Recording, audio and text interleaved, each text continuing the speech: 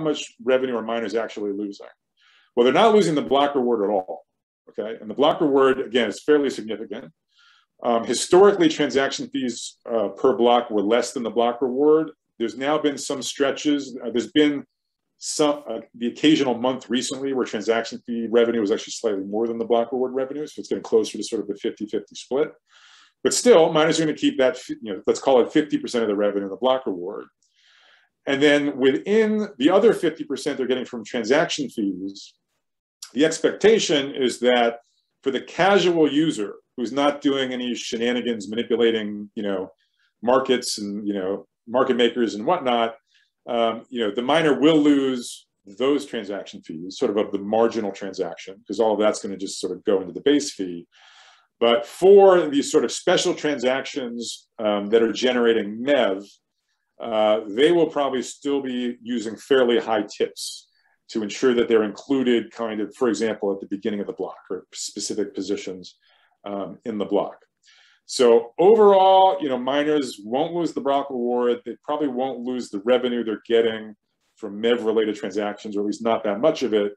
So, they're not, they're losing, let's call it 25% or 30% or something like that of their revenue. Okay, so that's the first point to make, is just they're losing something, but they're not losing everything. So that's the first piece of.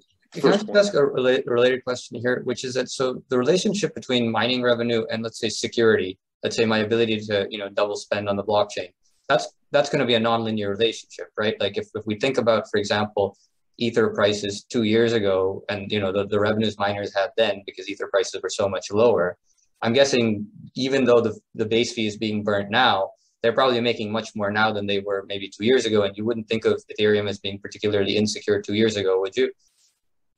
Yeah, no, it's a good point. So let me talk. So this is sort of exactly where I was going. So to Hannah's question, and also kind of partially answering Jerry's question, 1559 should make some fraction of miners' revenue go away, but it's not a majority. Okay, it's some significant, but call it, let's say, 20 to 30%.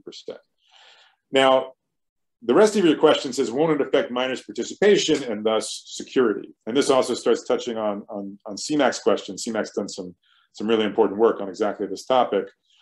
So absolutely yes, right? So if the payout to miners drops, then the marginal miner will become unprofitable and turn off their machine, or just sell their ASICs or whatever they've got, on a secondhand market.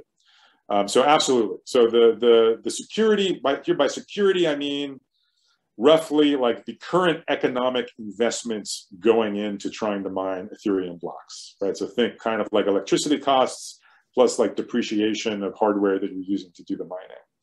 So and CMAC's work makes this kind of very crisp and precise, that basically, as security as the rewards going to miners goes up and down, so too, in the same way does the security in that sense go up or down.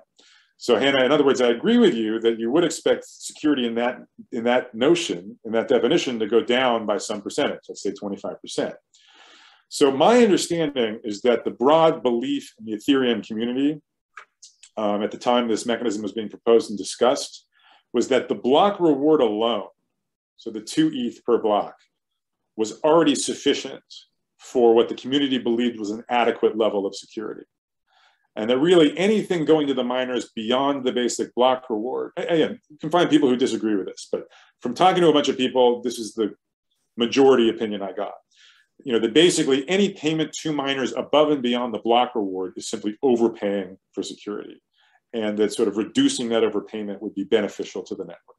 And again, people argue about this, but I think many people had that opinion. So the short answer is like, yes, it'll affect participation. Yes, it'll affect security, but it doesn't, for the people who should know best, they don't seem very concerned. Related to Fahad's point that,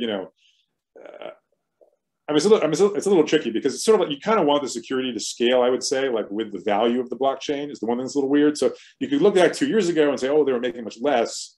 But then you also might say, oh, well, we would have been comfortable with a much lower level of security 2 years ago because we weren't sort of, trying to secure this many billions of dollars.